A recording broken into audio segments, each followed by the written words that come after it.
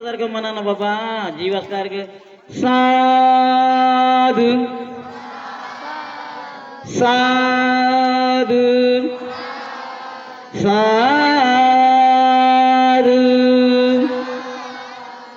असं काहीतरी जीव असल्यासारखं काम केलं पाहिजे. जीव नाही आपल्याला काय कार्य करावं आपण सांगा. आता एवढी यांनी धम्म देशना दिली, त्यांनी त्यांचं मनोगत व्यक्त केलं, एवढं पोट तिडकीनं तुम्हाला सांगितलं, काय फायदा झाला? तुम्ही साधू साधू म्हणाले काय आपण जिवंत आहो का नाही? अरे आताच भोजन केलं ना, 1 घंटाही नाही झाला, 2-3 घंटे झाले, दिलं का चांगल्या प्रकारे? बघा, नमो तस् भगवतो अरहतो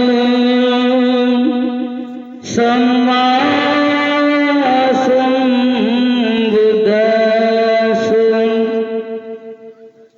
नमो तस् भगवतो अरहतो सम्मा सम्बुद्धस्स. नमो तस् भगवतो अरहतो सम्मा बुद्धस्स.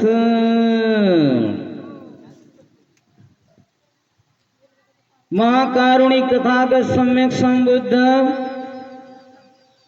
त्यांच्या शुद्ध प्रज्ञेतून निर्मिलेला सद्धम्म, त्याच सद्धम्माचा गेली 2500 वर्षापासून प्रचार आणि प्रसार करणारा पवित्र भिक्खू संघ,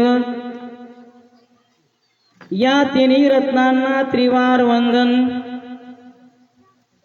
ज्यांच्यामुळे आज या ठिकाणी आपण स्वाभिमानाने बसलो आहोत, ज्यांच्यामुळे आपली प्रगती झालेली आहे, ज्यांच्यामुळे आपण प्रगती पथावर आलेले आहोत, ज्यांनी आपल्याला बुद्ध धम्म संघाची ओळख करून दिली, जे आपले दुःख हरतायत, जे आपले सुख करतायत, असे ते विश्वरत्न परमपूज्य बोधिसत्व डॉक्टर बाबासाहेब आंबेडकर यांच्या धम्मक्रांतीला शेवटच्या श्वासापर्यंत समर्पित राहतो.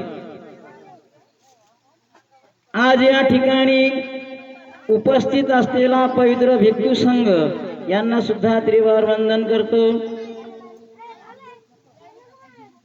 माझे गुरुवर्य काल कथित निर्वाण पदस्थ प्राध्यापक सुमेध बोधीजी महास्थवीर यांना सुद्धा त्रिवार वंदन करतो. उपस्थित असलेले श्रद्धावान बौद्ध उपासक उपासिका तसेच बालबालिका यांच्या प्रति मंगल कामना व्यक्त करतो. आणि मी माझ्या प्रवचनाला सुरुवात करतो. सर्वांनी शांत चित्ताने ऐकायचं आहे, गडबड करायची नाही. कंटाळाला असेल तर मला सांगायचं, बाबा कंटाळाला मी थांबून जातो. मला बी कंटाळा येते ना, तुम्हाला कंटाळा येत असेल मला पण येते. जर तुम्हाला कंटाळा आला तर मला सांगा, मी तर थांबतो. मी जास्त वेळ काय बोलणार. तरी आज दिनांक 12/4/2025 आज जी चैत्र पौर्णिमा आहे, तर ही पौर्णिमा महत्वाची आहे. कारण सिद्धार्थ गौतमाला सुजाताने खीरदान केली आणि ते जेव्हा सेवन केल्यानंतर जेव्हा त्यांच्या शरीरामध्ये ऊर्जा निर्माण झाली आणि जेव्हा ज्ञान प्राप्त झालं, तेव्हा भगवान म्हणाले की ज्ञान प्राप्तीसाठी सुजाताची खीर ही मला पहिले भोजनदान श्रेष्ठ ठरले. त्या खीरदानीमुळे मला ज्ञान प्राप्त. तसं सिद्धार्थाने आज या ठिकाणी जो हा कार्यक्रम आपण घडून आणला का नाही, आपण यांना, यांचं नाव काय, नाव काय यांचं, आडनाव काय, हा सुजाता सोनटके यांनी. कारण या इथं आपल्या हातलवाडीला 10 दिवसाचं धम्म शिबिर झालं होतं, त्याच्यामध्ये उपासक उपासिका शिबिर झालं, त्याच्यामध्ये ते येत असते. तर बघा, आम्ही तुम्हाला कोणताही बोलते जी श्रद्धावान शील संपन्न बौद्ध उपासक उपासिका, खरंच उपासिका का तुम्ही? विचारा बरं आपल्या मनाला, मी खरंच उपासिका आहे का? मी उपासिका? विचारा तुमच्या मनाला, विचारा ना. पांढरे कपडे घातले असतील, मन शुद्ध नसेल, मन पवित्र नसेल, तर तो उपासक होऊ शकेल. पांढऱ्या साड्या नेसल्या म्हणजे आपण उपासिका आहोत, हे निश्चित आहे. कारण उपासक उपासिका जर बनायचं असेल, उपासक उपासिका जर व्हायचं असेल, तर त्याला काही नियम असतील की नाही? का पांढरी कोणी येऊन पांढरी साडी नेसा झाली उपासिका, कोण येऊन पांढरे कपडे घाला झालं मी उपासक, असं आहे का? असं नाही. कोणी जर काही सांगत असेल, कोणी काही पोटतिडकीने सांगत असेल, समाजाला उपदेश करत असेल, की अज्ञानातून बाहेर काढण्याचा प्रयत्न करत असेल, त्याला दुसरे जगमध्ये याला लयच येते, आम्हाला काय माहितच नाही, त्याला लय येते, मुलं येत नाही का? त्याला लय येते, मुलं येतच नाही का? मला इथं माहित आहे बाबासाहेब, मला इथं माहित आहे भगवान बुद्ध, मला माहित आहे रमाई, सावित्रीबाई फुले, सगळं माहित आहे. आणि त्याला काय माहित आहे? त्याला काय माहित आहे? त्याला तर माहित आहे का? मला काय बोलता येत नाही का? मला काय सांगता येत नाही का? एकमेकाबद्दल आपण कधी तिरस्कार भावनेंना वागलं पाहिजे. एकमेकाशी आपण मैत्री केली पाहिजे. शेजारनी बाया असतील, एखादं झाडून काढता आला असेल एखाद्या दिवशी पुन्हा, त्याच्यावरच भानगड सुरू, हे नाही करायचं. झाडून काढता ते तसं नाही करायचं. किंवा एकमेकीची निंदा कोणी करत असतात, पण ते जर सांगलं तर भांडणं होतात की नाही? म्हणूनच म्हणतो तुम्ही उपासिक आहात का, हे आपण स्वतःला परीक्षण निरीक्षण केलं पाहिजे. आज 67 वर्ष झाले दादा हो, मावल्यानं आज 67 वर्ष झाले, आपण अजून बुद्धही नाही, बेशुद्ध आहोत, बुद्ध नाही. दिवसभर शुद्ध, दिवसभर ज्ञानाच्या गोष्टी करू, एकमेकाला धम्म सांगू, वाटेल ते काय करू, पण संध्याकाळी बेशुद्ध. काय कसे भाऊ बुद्ध? पिला झाला बेशुद्ध, हे की नाही? एकाला आम्ही दारू पिणारे लई विचित्र असतात. कारण म्हणे एक म्हणे मला खोकला लई यायला रे, म्हणे या दारून खोकला जाईल का? हे म्हणे बऱ्या माणसा 10 एकर वावर गेलं, मा घर गेलं, माय बायको गेली, का खोकला काम जाणार नाही? दारू ना, अरे दारू म्हणे मा 10 एकर वावरही गेलं, बायको गेली, घरही गेलं, आणि तो खोकला राहील का? म्हणे तो खोकला येतात म्हणजे घरच्या.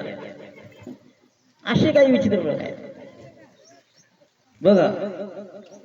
तर माणसानं एकमेकाचं सांगणं ऐकलं पाहिजे बरं का, ऐकलं पाहिजे. एकमेकाने एकमेकाला काय सांगायचं ते ऐकलं पाहिजे. बघा, ऐकल्याशिवाय हे जमणारच नाही. कोणाचं तरी ऐकावं लागेल, तो चांगला सांगते का नाही, आपल्या फायद्याचं आहे का नाही, समाजाच्या फायद्याचं आहे का नाही, मग त्याचं निरीक्षण परीक्षण करायला लागते. तो माणूस काय बोलला असेल, कसा बोलला असेल, मला डुबवायचं बोलला का, मला बुडवायचं बोलला का, मला माझा नाश करायचं बोलला का मला वर काढण्याचं बोलला, प्रगतीवर नेण्याचं बोलला का, हे सगळं आपल्याला शोधावं लागेल का नाही? हे शोधावं लागेल आपल्याला. ते देतो सोडून आपण, आणि त्याला लय येत नाही का, मला येत नाही का? पण तुम्हाला गोष्ट सांगतो जराशी, मग त्याच्यावर तुमच्या बी लक्षात येईल. 2 जण मित्र होते बा, 2 जण मित्र होते, संगत शिकले, शिकत 12वी पर्यंत गेले, आणि एक झालं फेल. कारण दिमाग कसा असेल, एक झालं फेल, एक गेलं शिकत.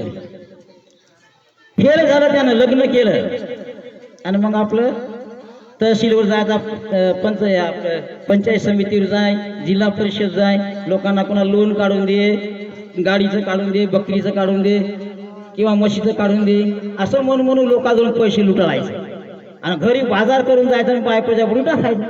आता बायकोला वाटलं याला कोणती सर्व्हिस लागली, रोजही थैली भरून, आता याचे फुकाचे पैसे. त्याला म्हणायचं म्हशीचं लोन काढून देतो, त्याच्यावर पैसे घ्यायचे आणि तिकडच जायचं. दुसऱ्याला म्हणायचं तुला गाडीचे लोन काढून देतो, ते तिकडच पैसे उफाटायचं आणि घेऊन जायचं, घरी जाऊन बाजार करायचा. लोक कदरले त्याला, की हा कुठं दिसतील मला पाहू द्या, म्हणजे याला चांगलं वाजवता तरी येईल. ही लोकांना बुडवलं त्यांनी.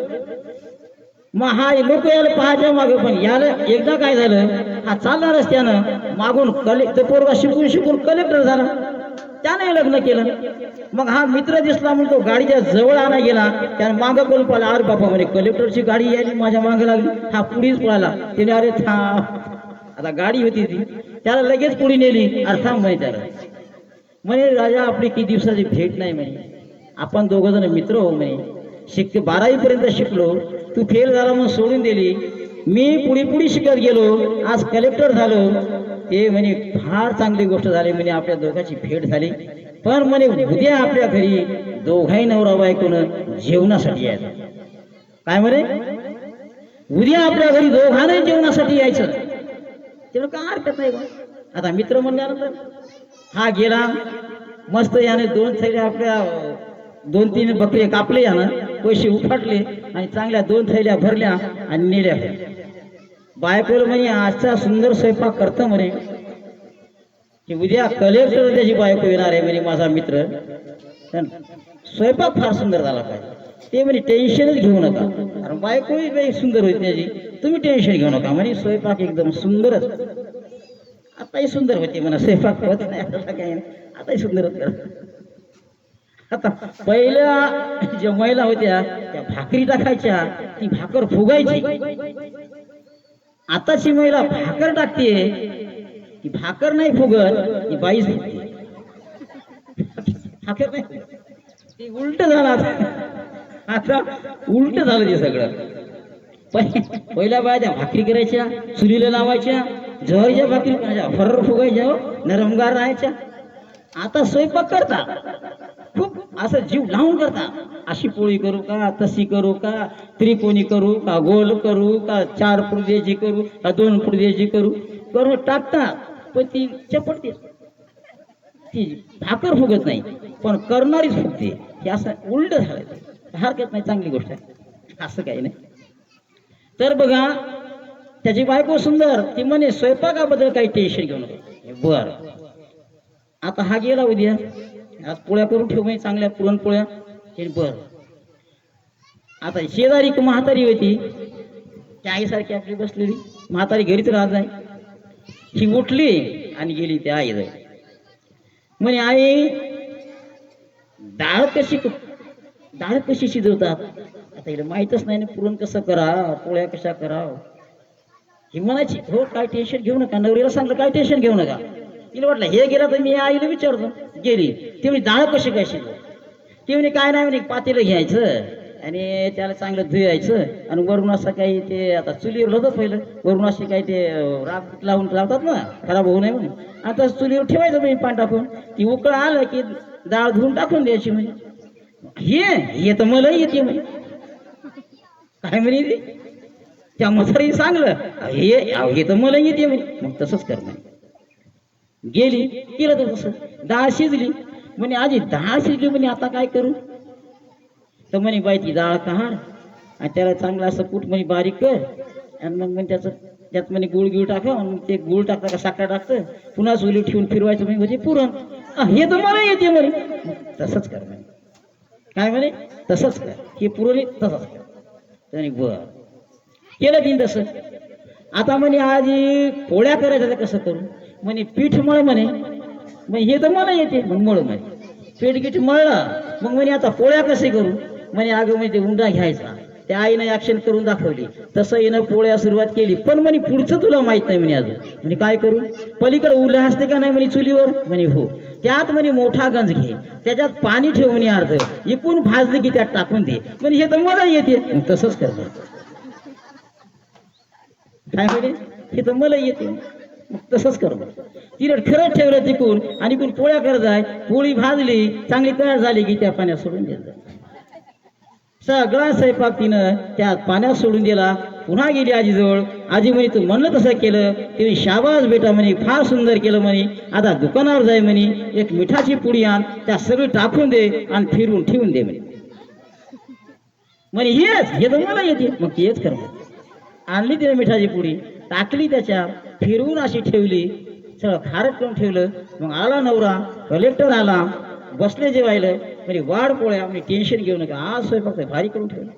म्हणजे आण म्हणे, काढलं बाहेर, एक एक गोळा, सगळं गोळा झाला. आता त्या टाकल्यावरती काय चांगलं होईल का? चिखोल झाला ना मध्ये, एका जागेवर गोळा झाला ते. इथं गोळा हे ठेवत आहे ताटात, हे गोळा काढे त्याच्या ताट ठेव. म्हणजे पोळ्या कुठे आहेत? हे असतं हे म्हणे पोळ्या. खाऊन पाहिलं तर सगळं खारट. तसं आजपर्यंत आपण सगळं खारट करून ठेवलं. त्यालाही माहित आहे, मलाही माहित आहे, त्यालाच माहित आहे, मलाही माहित आहे. असं करू करू आपण हे सगळं समाजामध्ये खारट करून ठेवलं. कोणी कोणाचं ऐकत नाही. कोणा सांगाय गेलं की ते त्याच्यावर हुशार येत काहीच नाही, कवडीचंही माहित नसते. पण कसं म्हणायचं त्याला, कसं त्याला फोडायचं, कसं त्या विहारात जात असेल त्याला कसं मागं वापस आणायचं, ही कला आपल्याला आहे. चांगलं करायची नाही, नाही नाही नाही चांगलं होणारच नाही, पण वाईट करायचं हे लयच लवकर लक्षात बसतं. आता मला सांगा, तुम्ही शिवा घ्यायचं कुठं ट्रेनिंग घेतलं का? शिवाय द्यायचं कुठं कॉलेज आहे का? आहे का? कुठे घेतलं तुम्ही ट्रेनिंग शिवाय द्यायचं? सांगा ना. भांडणं लागली की कमरेला पदरच खोसतायला जेव. काय त्या शिवा, काय त्या शिवा देता तुम्ही, झोळण्यातल्या काढून देता. ऐकाय जर गेला तर उलट्या होऊन पडतील इतक्या घाण शिवा. कुठे शिकल्या या? कॉलेज आहे का कुठं? ट्रेनिंग घेतली का कुठं? आता हे 10 दिवसाचं ट्रेनिंग असतं का नाही? आता हे बौद्ध महासभेचं तसं होतं का ट्रेनिंग एखादं? मग ते कसं तुमच्या लक्षात बसते हे का बसत नाही हे सांगा.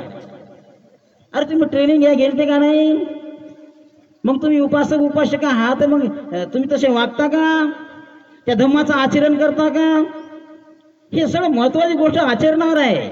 धम्म कोणी किती सांगेल हो, किती कोणी प्रवचन देईल, भंतेजी येतील, स्टँडर्डचं प्रवचन देतील, खूप प्रवचन देतील. प्रवचनाला काय मान नाही, खूप देतील प्रवचन.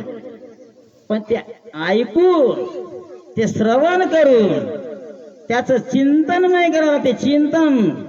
चिंतन करून ते आपल्या शरीरामध्ये उतरावं लागते आणि मग त्याच्यावर चालावं लागतं.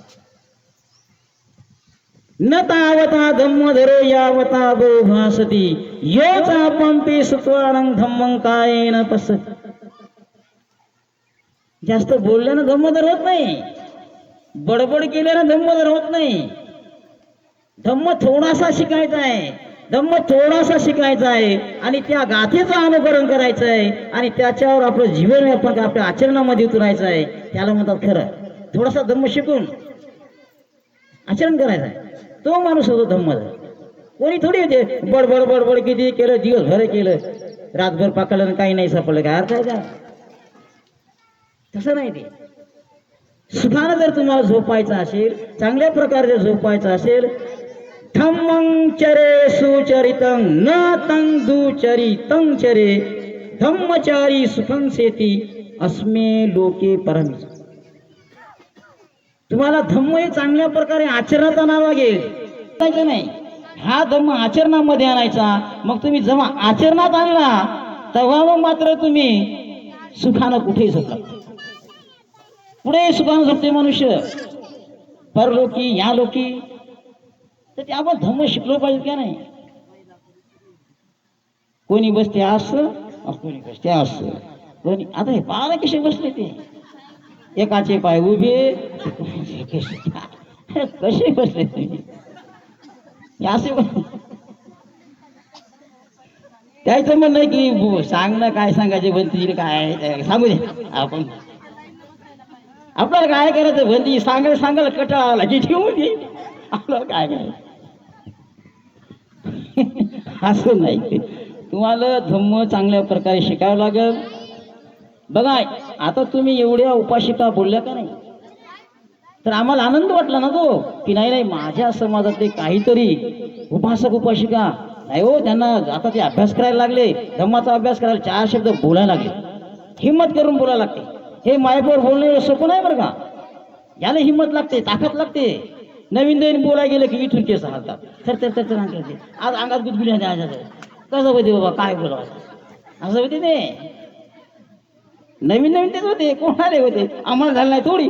कोण म्हणते तुम्ही करा तुम्ही पुढे जमत नाही काय असं अंग नाही नाही नाही जमत नाही अंग हे होते पण ते आले होते आम्हालाच नाही सगळे आले होते पण मग ते हिंमत ठेवायला लागेल ना तर तुम्ही जे जसे बोलले का नाही ते मला लई आनंद वाटला त्याला एवढा आनंद झाला की नाही खरोखर तुम्ही काहीतरी करायला समाजामध्ये काहीतरी बोलून राहिल्या आता बघा ह्या ताईनं आपले हे आहेत ना तुम्ही बहुजन आघाडीमध्ये हे अध्यक्ष आहेत काय ते तालुका अध्यक्ष जिल्हाध्यक्ष पण त्याने सुंदर दोनच ओळी बोलल्या थोडंसं बोलल्या त्या पण धम्माचं आचरण करावं लागेल तर खरी गोष्ट आहे नाही हो म्हणाल तर बुद्ध आहोत आपण हे तर बाबासाहेबांना जेव्हा 1956 साली नागाच्या पवित्र नाग भूमीमध्ये चंद्रमुनी सभे दीक्षा घेतली तुम्हा आम्हाला दिली तेव्हा बुद्ध झालं जलमलं की बुद्ध जलमलं की बुद्ध जलमलं की बुद्ध असं आहे का ते दीक्षा घ्यावं लागते जसं ब्राह्मणात मुंज करावं लागते तेव्हा ते ब्राह्मण होते मुसलमानात सुनताप करावं लागते तेव्हा ते मुसलमान होते प्रत्येक धर्माचं हे आहे ना लेबल आहे ना ती लेबल तिकडे लावला की हिंदू झाला नाही लेबल आहे ना ते तसं आपल्याला कोणतं लेबल आहे सामने व्हावं लागेल तुम्हाला उपासक जे धर्मानुसार आपले जे काय नियम आहे ते करावं लागतील धम्म दीक्षा घ्यावं लागेल पंचशीला जीवनात पालन करावं लागेल आहे की नाही बाया तर काही काही जातो आम्ही कुठं कुठं तर काही लयच आम्हाला सांगतात म्हणतीजी कायजी मीच या गावात उपाशी काय दुसरी नाही मीच सांगा मग पंचशीलाचा अर्थ काय होते ते नाही मग आता कशी उपाशी का म्हणू मग पंतजी मी ते गाणं म्हणलं होतं ते जमलं का लय मस्त अहो लय चांगलं ऐकू आई काय तुमचा आवाज काय सांगू आता काय म्हणावं बरं चांगलंच म्हणावं लागेल का नाही कोणीकडे गाणं म्हणायचं त्याला काय किंमत आहे का पण म्हणावं लागेल म्हणायचं समाधानी करण्यासाठी चांगलं पण आचरण केल्याशिवाय हात म्हणाय मग भगवान सिद्धार्थ गौतमाला किती 6 वर्ष तपश्चर्या केली या प्रत्येक तथागताच्या जीवनामध्ये प्रत्येक 12 पौर्णिमेच्या मात्र आहे महत्व आहे प्रत्येक पौर्णिमेला काही नाही काहीतरी घडलेलंच आहे का नाही मग या पौर्णिमेला काय की सुजातानं खीर दिली तिचे जे संकल्प होते तिच्या मनाने केलेला जो संकल्प होता तो तिचा पूर्ण झाल्यामुळे तिने खीर दिली मग त्या खिरीपासून त्यांना पुढची गती मिळाली आहे की नाही नदीमध्ये गेले ते पात्र फेकून दिलं ते उलट्या दिशेने वाहत गेलं कारणा राजाच्या डोहाशी बुडालं त्याची पत्नी सुवर्णप्रभा आहे की नाही आहे का वाचलं असेल ना तुम्ही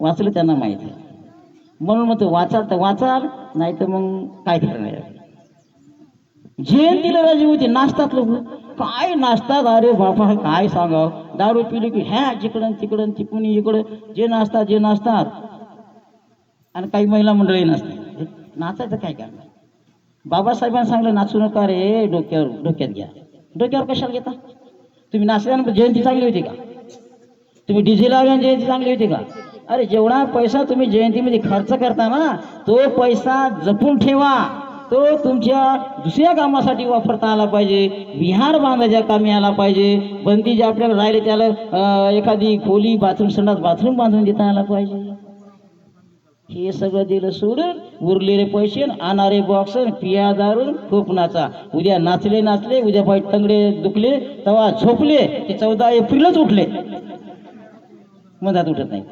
डायरेक्ट 14 एप्रिल संपले की पुढच्या 14 तारखेलाच उठून उभे राहतात आज हरिकार जयंती पण अरे आज कोणती तारीख आहे अरे एप्रिल 13 उद्या जयंती आली हो तेव्हाही जागी होता वर्षभर तर काय नाही ऐकायला किती लोक असतात आता एकदम ऐकला ह्या 2-4 पोरी मला तरुण विसरल्या बाकी सगळे अर्ध्याच बाहेर आणि ते मागले त्याच्यावर ते गळाटलेले सगळे हार जायले वयाची तरुण ऐकायचं कोणी ह्या तर मग तरुणासाठी आवश्यक आहे तरुण पाहिजे याच्यात तरुणी पाहिजे याच्यात सासूबाई लगेच म्हणते ती सुनबाई जर म्हणली की आता मी बी येते किंवा घरात तिथं बस मी चालली काय काम आहे तू तिथं एक तर कानाचे पडदे गेले डोळ्याने अंधुक झाली आणि ही मेमरी डिलीट मारते काय समजेल ती का काय समजेल होतं मग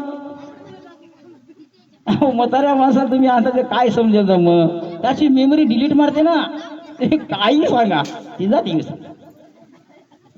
आता त्याचीच काय म्हणा, आमची बी एखाद्यापर्यंत दिली मारती दिली पण ती आम्ही आणतो जाग्यावर आमचं होते ना होत नाही थोडी.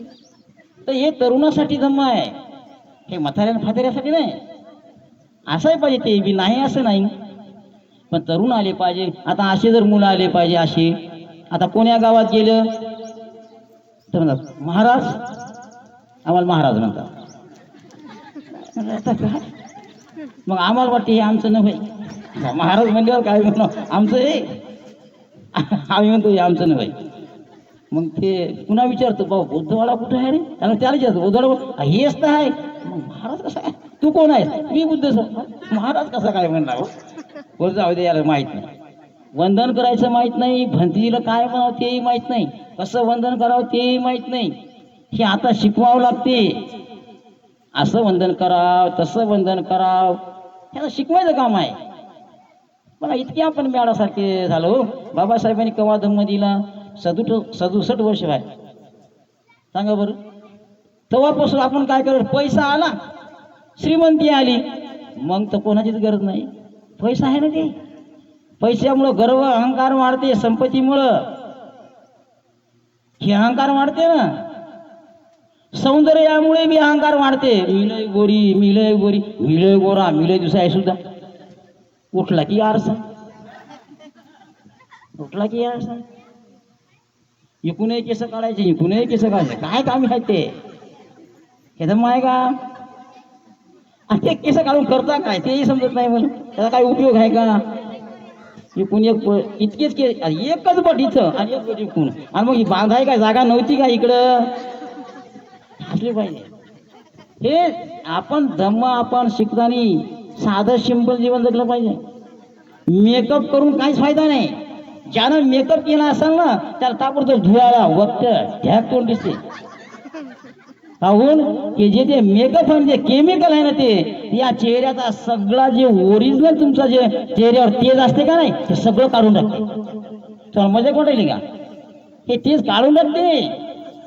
जे माय मावरी लावत नसेल ना कधी पावडर, तिचा चेहरा कधीच खराब दिसणार, तिच्या तोंडावर फोड येणार नाही, त्यामुळे काहीच होणार नाही, सुद्धा तेजही दिसत.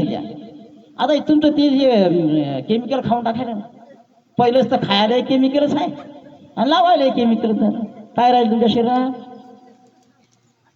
पहिले लोक धन दाखल्यासारखे, आता ते काय ते कुठून आले काय असं वाटतं बा, असे सगळे असे दिसतात, काहीच लोक चांगले दिसतात. ते आपलं जे केमिकलमुळे होते, आपल्या चेहऱ्यावर सुद्धा तसं होते. आता ती नवीनच एक फॅशन आली बा, प्रत्येकाच्या पायाला काळे दोरे. काळे दोऱ्याचा काय मतलब आहे हो?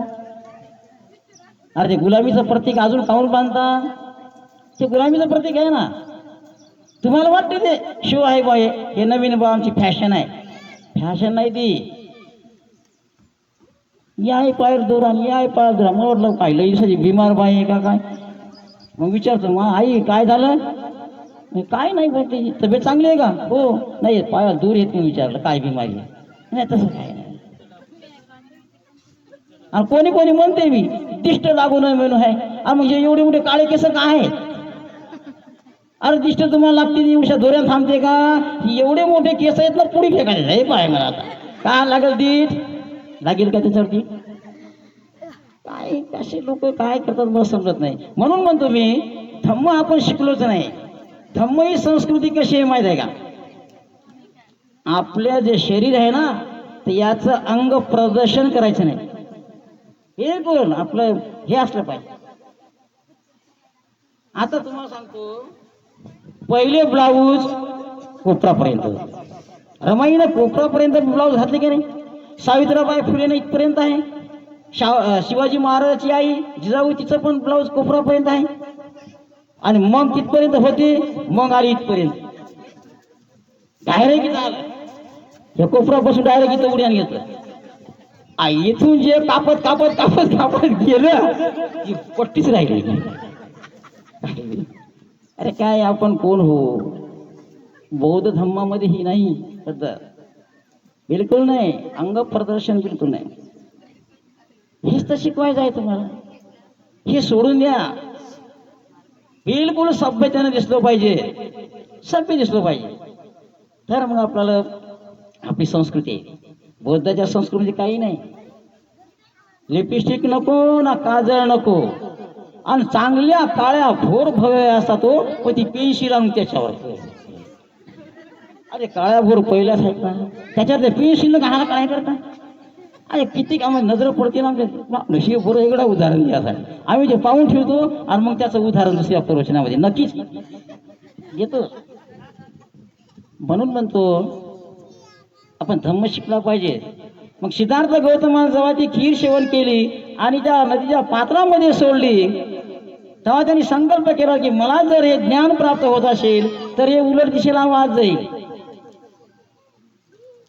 उलट दिशेला वाद जाईल. काल नागराजे डोळ्याशी बुडालं. त्याची पत्नी सुवर्णप्रभा म्हणजे त्यावेळेचा जो प्रवाह वाहणारा होता तो नदीचा नाही बरं, ही नदी दुसरीच आहे. तो जो प्रवाह वाहणारा होता त्यामध्ये ईश्वराला पूजणारे लोक होते, आत्म्याला मानणारे लोक होते. आता हे कर्मकांड, व्रतमैकल्य, यज्ञयाग, उपास तापास ह्या सगळ्या गोष्टी ते करणारे लोक होते. त्याच्या विरोधात, त्या कर्मकांडाच्या विरोधात ती वाहणारी नदी, त्या नदीच्या विरोधात हे पात्र गेलं पाहिजे. हे ज्ञानरूपी सोन्याचं पात्र समाजरूपी नदीमध्ये फेकलं, ते उलट दिशेला वाद गेलं. ज्ञान प्राप्त झाल्यानंतर गेलं का नाही? मग गेलं की नाही? तुम्ही आता 22 प्रतिज्ञा माहीत का? तुम्ही देवाची पूजा करता का? ते आता ते यांनी सांगितलं ते कार्यकर्त्यांनी की आपण देवाची पूजा केली नाही पाहिजे, 22 प्रतिज्ञा आपण अंगीकार केला पाहिजे. तुम्हाला सांगू का मी देवाची कहाणी कशी? पामी होतोय का 15 वर्षाचा 16 वर्षाचा गेलो मी चंद्रपूर. आता जे घडलं ते सांगायला बा माझ्या जीवनात गेलो. आता गेल्यावरती देव करील होती ते इथून कपाळाला ते लावलेलं, इथून इतकं. आता 15-16 वर्षाचे लेकरं काय समजायला, हाय देव हाय माय तर माय आपल्याला काय करायला लागते, हाय माय गेले ज्या भरोशा. मग सगळे लोक म्हणत पैसे गिसे आपले व्यवस्थित ठेवा. एक म्हणे आबे तुमच्या जवळ नका ठेवू, मायच्या जवळ द्या, पैसे माझ्याजवळचे कुठं जात नाहीत. मी म्हणलं ते खरं आहे बा, दिले सगळ्यांना. मग ज्याला जे द्यायचे तेव्हा आता 15-16 वर्षाला होतं त्यावेळेस ते पैशाने किंमत लय होती, आता तीच आहे. मग गेल्या ना मी हाफ चड्डीवर, मला काय तर 16 वर्ष लेकरू शाळेतलं हाफ चड्डी पांढरं शर्ट गेलो. दुसरं गेलं तसं पांढरं शर्ट गेलो. आता गेल्यानंतर तिथं त्या येशीजवळ आलं की त्या मायच्या आलं अंगात ती करे चाललं सुरू. आता असं पोरगं होतं असं 10-12 वर्षाचं. ती पिवशी अशी लट उडी ना होती. पैसे त्याच्या हान हो करीन जोर करीन पैसे उडी लट पिवशी उडी. अशा पोरांजवळ आलं, पाहिलं त्यानं पाहिलं सगळे लोक घुंगू दिले आणि मग कसं घुसलं ती पिवशी घेतली पळून गेलं. मग तिच्या अंगात जाईल. मग ती काय म्हणे नवऱ्याला,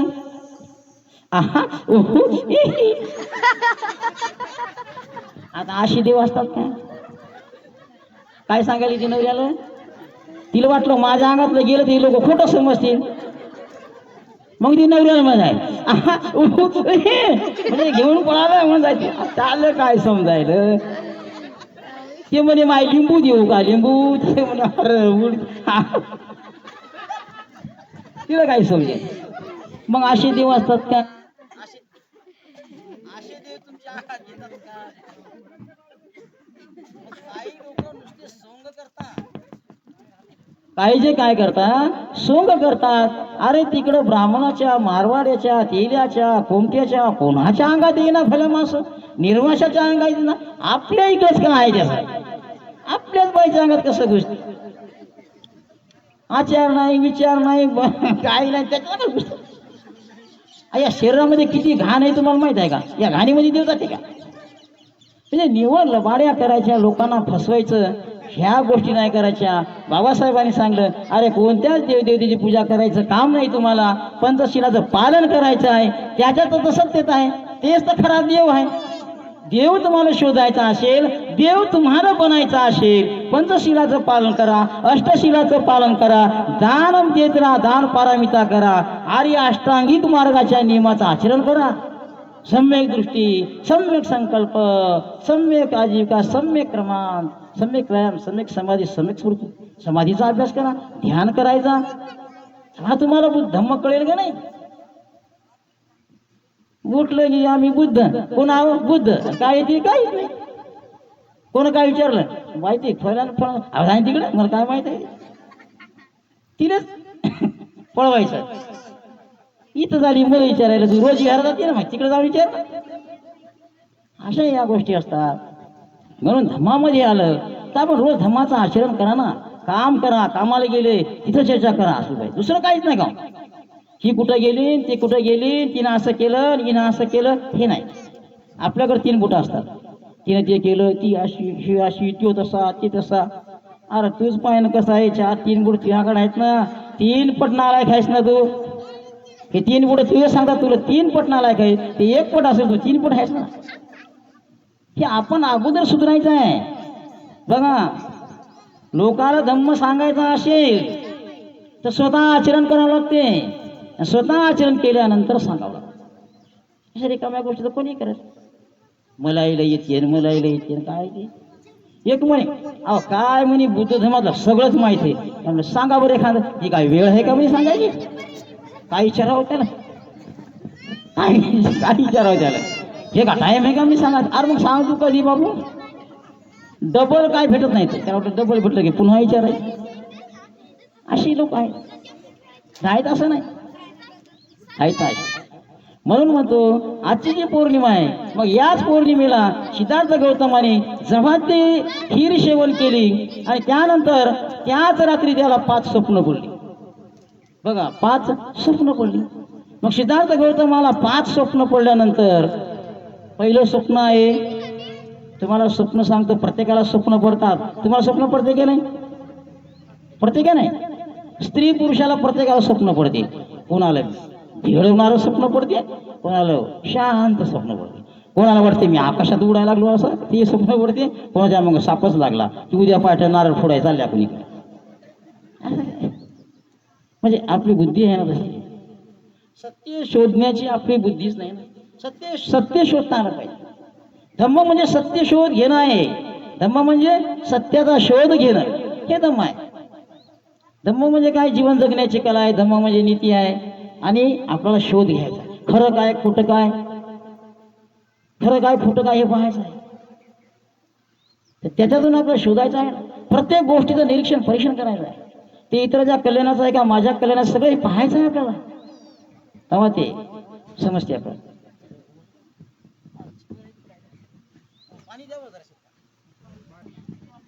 आम्ही बोलतो ना, कोणी कोणी तुम्हाला वाटत असेल अहो भंतीजी बी लय लबाड आहे, त्याला म्हणलं भंतीजी असं, हे मला माहित नाही, असलं तरी नाही माहिती, लबाड ते पण आहे. का हो मग तुम्ही लोकांना शिकवता, तुम्ही खोटं बोलता राजे हो. इथं बसल्या दानातले 100 रुपये इकडे खात, अरे दिसायला येत ना, ते दिसायला लागले बाबा. अशी बी काही लोक नाहीत, असं नाही. आपल्याला काय करायचं आहे, जे दान येईल ते समाजाच्या कल्याणासाठी, उत्थानासाठी ठेवायचं आहे. आपल्या कल्याणासाठी काहीच नाही. ही जी लहानी पिढी येते ना, हे जी पिढी आहे ना, हिला घडवण्यासाठी काहीतरी करून ठेवावं लागतं. जे झालं तिथं गेलं, आता ते थोडी येणार.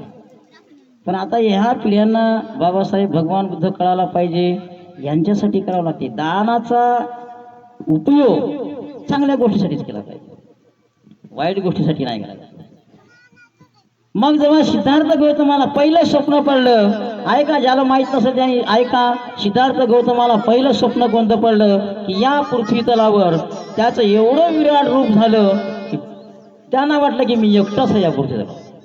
ही हिमालयाची आजी माझी उशी झाली. एवढं मोठं विराट रूप त्यांनी पाहिलं आणि एक हात त्यांचा, डावा हात त्यांचा इकडं पूर्वेच्या समुद्राला मिळाला, बंगालच्या खाडीला लागला, दुसरा हात त्याचा पश्चिम समुद्राला लागला आणि दोन्ही पाय ते तिकडं दक्षिण समुद्राला टेकले. एवढं मोठं विराट स्वप्न त्यांचं पडलं. त्यांनी ते स्वप्न पाहिलं. मग त्या पहिल्या स्वप्नात त्यानं पडलं, एका माग एक त्याचे 5 स्वप्न पडले.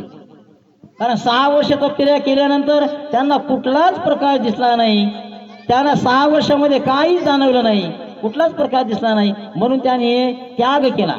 कारण एवढं उपाशी तापाशी राहून एवढं कडक उग्र तपचर्या करूनही आपल्याला कुठल्याच प्रकारचा प्रकार दिसत नसेल तर याच्यामध्ये काय अर्थ आहे का? मग आपल्याला नक्कीच आपल्या शरीराची जी गरज आहे ती आपल्याला नक्कीच भागवावं लागेल. मग अन्न हे घ्यावंच लागेल. मग त्यांनी अन्न सेवन केलं. त्याच रात्री पहिलं स्वप्न पडलं की फार मोठं विराट रूप झालं.